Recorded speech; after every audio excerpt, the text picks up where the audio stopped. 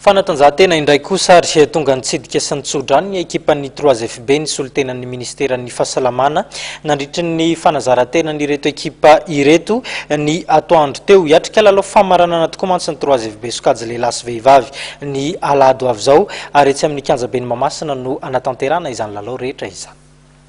Samy hiatrika famaranana avokoa ny ekipan'ny 3FB sampana rugby ho an'ny sokajy lehilahy ao amin'ny top 14 sy ny sokajy vehivavy ho an'ny top 8. Nandritra ny fanazaran-tenan'izy ireo androany tetsy amin'ny ACR dia tonga nitsidika sy nakahery ary nitsodrano ity ekipan'ny ministeran'ny fahasalamana ity ny mpanolontsaina ny ministry ny fahasalamana. Ty zanakatrano zany efa ela dia ela mihitsy na zanakatrano ministeran'ny santé nareo hoe mba hotsofina rano nareo androany maliova malasana zany lalova tsara tadidrio fa mitondra ny faneva ministeran'ny santé nareo zany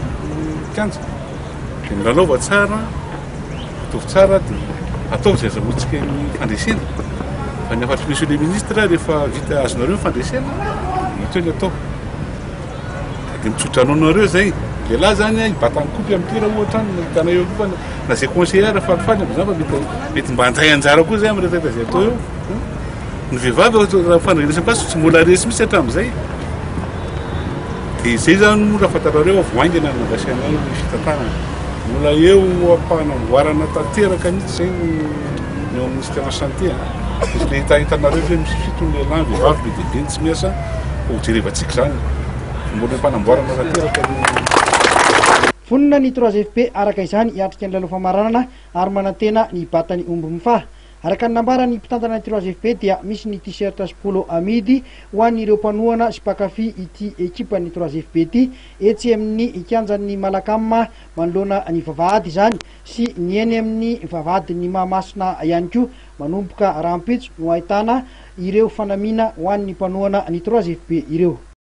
Faranatsika treto ny kitoko lasitoko vavy ny fampalalambo avao tamin'ity takariva ity sorana trano ianao naharitra anjeratra amin'ny farany ny fahita lavitra atao anatin'izay fotoana ny fampalalambo avao zay ary mbola tsy saraka amin'ny fahita lavitra matv ihany koa ao anatin'ireo toy ny fandarana maro samihafa mametraka ny veloma mandrapitafa ao manaraka indray.